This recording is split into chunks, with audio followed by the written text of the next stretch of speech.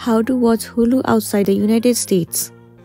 So over here you can see I'm using the Forbes article for this matter. The main point that they are bringing up is that you can use a VPN.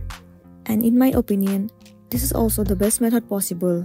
VPN mostly keep your data secured.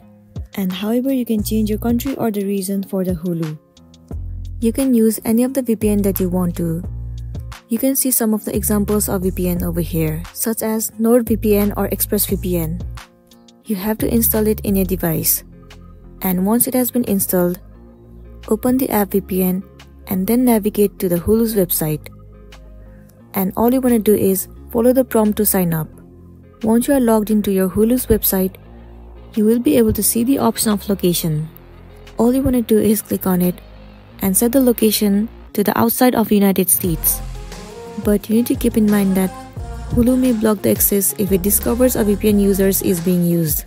If this happens, you can try switching to different server or clearing the cache and cookies from your browser. And then you'll be good to go. So that's it, and this is simply how you can watch Hulu outside the United States. I really hope this video is going to be helpful for you. If it does, please make sure to like and subscribe to our channel. And thank you for watching it till the end.